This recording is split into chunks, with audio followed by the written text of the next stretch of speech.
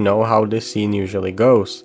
One character suddenly starts acting a little differently. Another character notices something feels off. And before long, someone suggests the obvious explanation. Maybe she's jealous. At this point, you can probably already guess where a story like this usually goes. Nobody talks honestly. Everyone misunderstands each other. And a small moment of confusion slowly turns into an entire arc of relationship drama. Romance anime have been running this playbook for years now. But You and I Are Polar Opposites does something surprisingly rare. It sets up the misunderstanding, and then refuses to let it happen. Episode 7 carefully builds the exact structure you would expect from a jealousy conflict. The suspicious behavior, the worried boyfriend, the friend who thinks they have figured it out. All the ingredients are there. But instead of turning that tension into drama, the episode does something much simpler. It lets the characters understand each other. And because of that, the misunderstanding that should drive the story forward ends before it even really begins. Before any of that tension appears, the episode actually starts in a pretty relaxed place. The group is hanging out together, talking about their middle school days and remembering how carefree things used to feel. You know, the kind of conversation, the "we did a lot of dumb stuff back then" kind. The kind that makes you realize everyone was just winging it and somehow surviving. It's nostalgic, but not in a sad way. They're not saying high school is worse, just different. And as the episode moves through these casual interactions, it quietly reveals something about how these characters treat each other. For example, there is a moment where Nishi becomes a little self-conscious about her laugh. It's one of those small insecurities that probably feels bigger in your head than it actually is. And instead of teasing her or brushing it off, Yamada just reassures her. He tells her she shouldn't change it, which is a small moment, but it tells you something about the tone of the group. These characters pay attention to each other. Later on, there's another interaction that makes this even clearer. Taira, who normally keeps a bit of distance from everyone, ends up walking with Miu and Tani.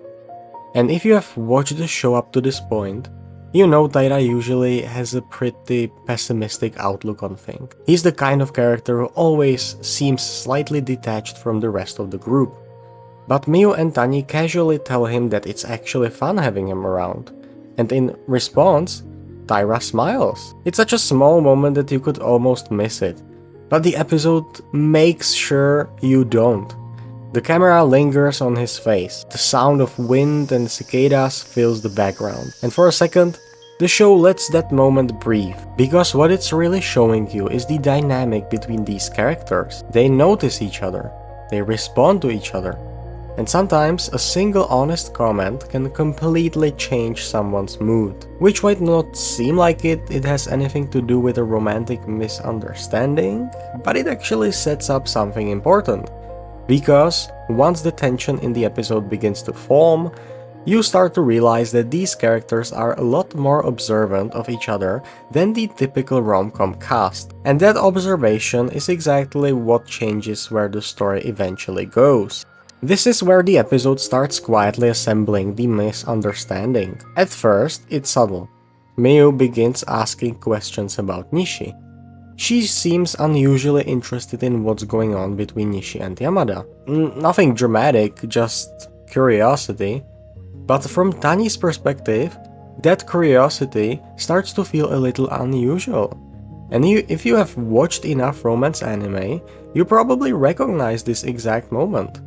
This is usually the point where the gears of a misunderstanding start turning. One character notices a change in behavior. They try to interpret it.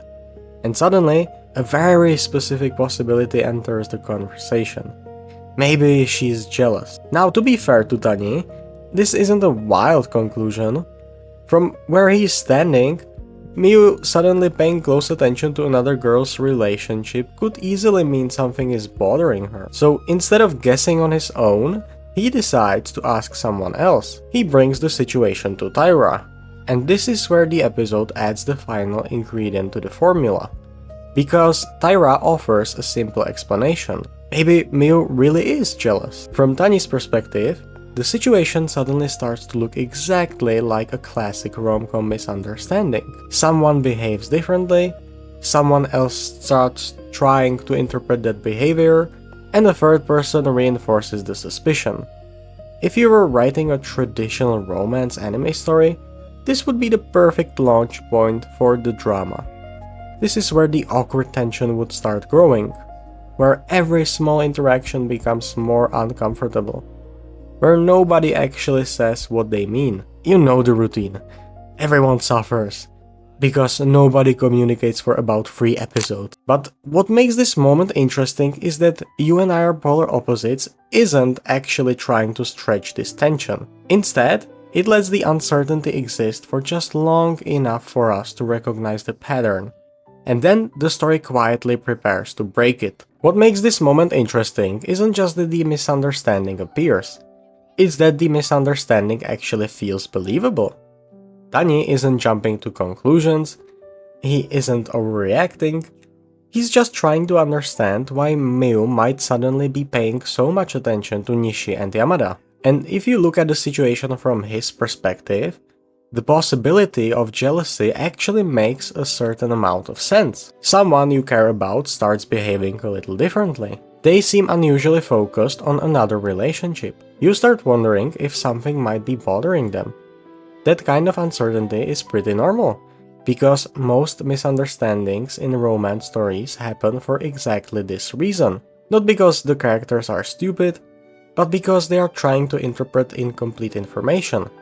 And that's exactly what Tani is doing here. He notices a change, he asks someone he trusts, and he tries to make sense of the answer. And that's why the tension in this moment works. The episode doesn't exaggerate the situation, it doesn't turn it into a huge emotional crisis. Instead, it lets the uncertainty sit there quietly for a moment, just long enough for both Tani and the audience to recognize the possibility. And if you're watching this scene, you might even find yourself doing the same thing, thinking through the situation, trying to figure out what Miu might actually be feeling. But here, something slightly different is happening. Instead of letting the uncertainty grow, the episode is quietly preparing to resolve it. Eventually, the episode stops building the tension and simply shows what Miu has actually been doing the whole time. Near the end of the episode, Miu approaches Nishi and encourages her to interact with Yamada. And in that moment, the entire situation suddenly makes sense. Miu wasn't jealous, she wasn't worried about Nishi, and she definitely wasn't competing with her. She was helping her. All those questions Miu had been asking earlier in the episode weren't signs of insecurity. They were signs that she had already noticed something the others hadn't fully admitted yet, that Nishi and Yamada liked each other. So instead of reacting emotionally, Miu does something much simpler. She gives their relationship a small push forward. And just like that, the tension disappears. What looked like the beginning of a romantic misunderstanding turns out to be something completely different. Just someone noticing what was happening between two people and deciding to help it along. And if you think about it, that's actually a pretty unusual way for a romance story to resolve this kind of situation. Because most shows would have taken this exact setup and stretched it into a much bigger conflict. The jealousy would grow, the misunderstandings would pile up, and it would probably take several episodes before the characters finally cleared things up. But here, the entire situation resolves almost immediately. Not because of a dramatic confession, but because the original assumption was simply wrong. And once the truth becomes clear, there is nothing left for the misunderstanding to hold on to. And this is where the episode becomes a little more interesting than a typical romance misunderstanding. If you have watched enough rom-com anime, you already know the usual formula. And eventually, the story turns that confusion into drama. It's a structure that works. Miscommunication creates conflict, and conflict keeps the story moving. But You and I Are Polar Opposites tends to approach these situations a little differently. Instead of stretching misunderstandings across multiple episodes, the characters in this show are often surprisingly attentive to each other. They notice small changes in behavior, they pick up on emotional cues, and when something feels unclear, they usually try to understand it instead of ignoring it. You can see that pattern throughout the episode. Earlier, when Nishi felt insecure about her laugh, Yamada immediately reassured her. When Taira felt disconnected from the group, Miyu and Tani made it clear they enjoyed having him around. And when Miyu noticed something between Nishi and Yamada, she didn't turn it into a competition. She simply tried to help them move forward. Which means the tension in this episode isn't really about jealousy at all. It's about how easily jealousy could have appeared, and how quickly it disappears once the characters actually pay attention to each other. In other words, the episode briefly shows us the kind of misunderstanding we are used to seeing, and then quietly replaces it with something much simpler: observation, understanding. Sometimes it's just asking the right question before things get out of hand, which, if you think about it, might be the most unrealistic part of the entire show. Because in most rom-com universes, basic communication is apparently the rarest superpower of all. What makes this episode interesting isn't that it tricks the audience. If you're watching closely, there is a good chance you already suspect that Miyu isn't actually jealous. The story isn't really trying to fool you.